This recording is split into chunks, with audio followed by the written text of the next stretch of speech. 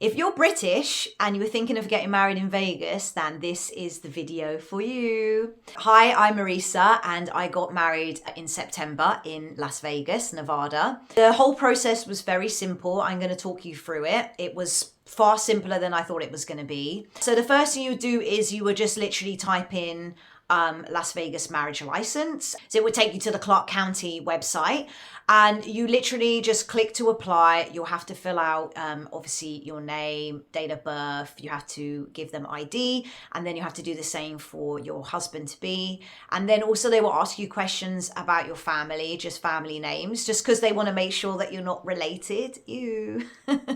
And then once you submit the application, it takes about 10 minutes in total. It's really quick. Once you submit that, you will get a marriage application number. So what I did was I just wrote that number down. It isn't actually needed because once you go physically to Clark County office in Las Vegas, when you go up to the counter, they will just ask for your name and then they will find your application number through that. But just write down the number just in case. Once you've done the application, when you get to Vegas, you will have to go directly to the office like all the other couples have to. And there will be, I'll just put a photo here for you. There will be a set of counters. They will call the next person. You will have to have your ID. Your husband to be will also have to have his ID, and they will literally just run through some questions with you. It took like 5 minutes. They make you swear that you're not lying, that you've not been married before, all those kind of things. I love it, very American. Then you literally pay $105. It's cheaper if you pay cash. Otherwise, they have to add a fee if you pay by card. So I paid with cash. And then that's it. You go about your day. You enjoy yourself, go to your hotel. In our case, we went to the RV park.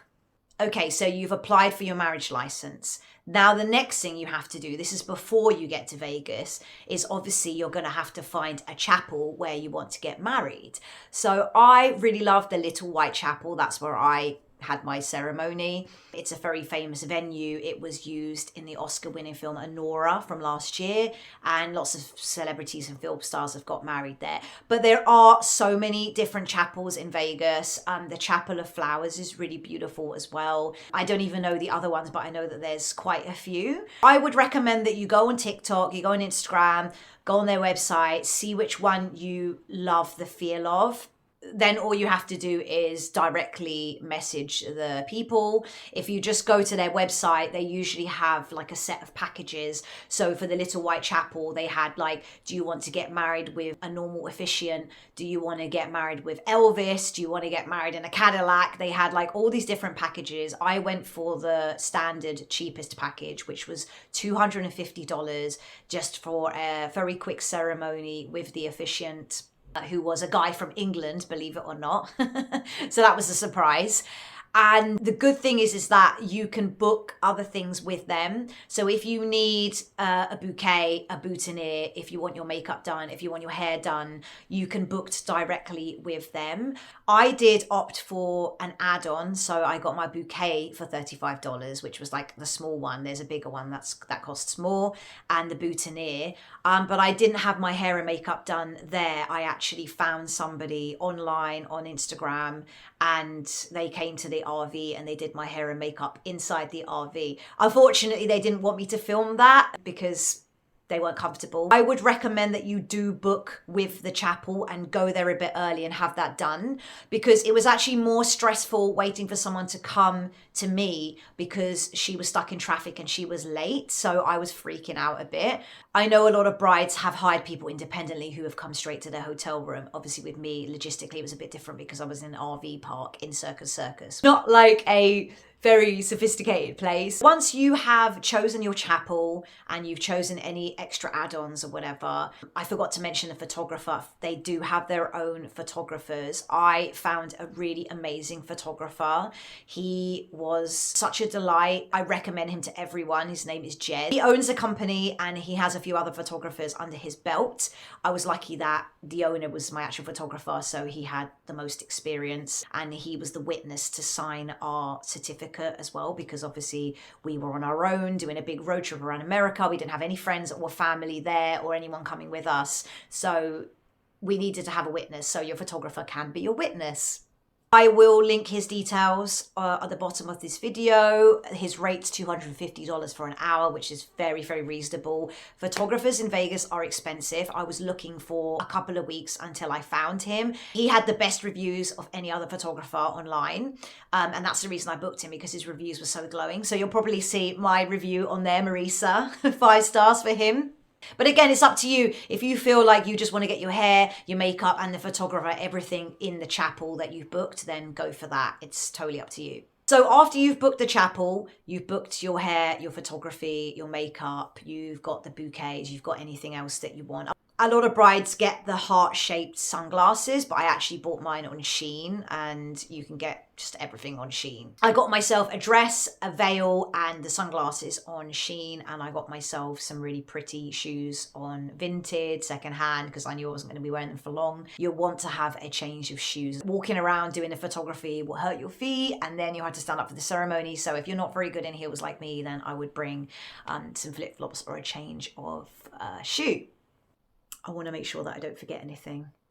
Most of them will take a deposit and then you will pay the rest nearer the time. Same with the photographer, but I only know the Little White Chapel. I don't know the other ones. So make sure that you check the T&Cs. Make sure you bring a bag to put all your things in, because you will get a certificate afterwards, like a keepsake. Let me show you mine. The wedding chapels will give you a keepsake certificate. It's not the official marriage certificate. It is just like a fun little thing that you can keep for yourselves.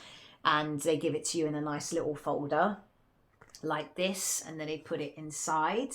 I'm not going to show you my marriage certificate because obviously that's got private confidential information on there. That's what it looks like. So once you're married and everything's done, yay, you're married, the chapel and Clark County have to file the paperwork for you within 10 days, and then your marriage certificate will be sent to you. You do have to pay extra to have it sent over, an original copy, by post. So they won't give you a digital copy, it will be by post. I paid $20 for mine, which is nothing. And then you usually have to wait 6 to 8 weeks for them to send it, and then obviously keep it very safe. I've just put mine inside here. Another thing to mention is be wary of the time of day. The Little White Chapel is always busy. It's just that kind of infamous place. They literally have weddings every 15 to 30 minutes. It's crazy how busy they are. But what I mean is in terms of the lighting for your photographs, if you specifically want sunrise or you want sunset, that's one thing, but just bear in mind that certain times of the day it might be quite bright. And my wedding was at 5:30, and so the sun was kind of setting, and sometimes, you know, when it sets it gets like super bright, and we were kind of blinded by it in some of the shots and some of the angles. Yeah, Jed did a great job, but obviously be wary of what kind of lighting you want for your photos. They're usually very good, the wedding coordinators, but check that every single detail is perfect before you get there.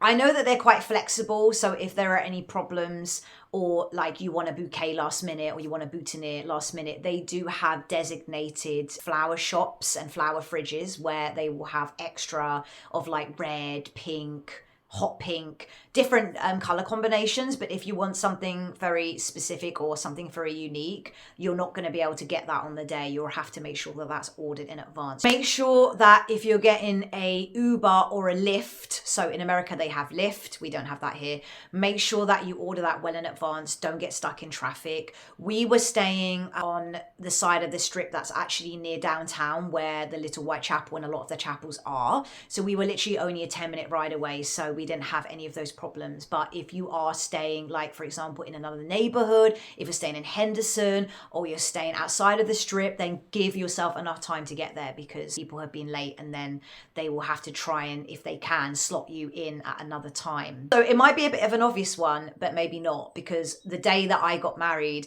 there was a girl there who was in tears with her fiance, and basically she had not applied for the marriage license before she came to Vegas. And so she wasn't able to get it done in time. Definitely make sure that you do that like as far ahead as you can, so that it's logged in their system. And when you get there, it's just smooth sailing, that you just go to the office, go to the counter and do everything, and you don't have to worry about that. Make sure that you are at the chapel 30 minutes before. They will send you like 5 reminders because some people are late, and then if they got another couple on time, they have to move you to a later slot. Just be dressed and ready half an hour before. Make sure that you apply for the ESTA visa if you are British, because you can't just go to America without a visa. You need to have the ESTA, which is a 90-day visa. My photos were ready a week after my ceremony, and basically Jed sent me a email link and a password. Then I was able to access my gallery.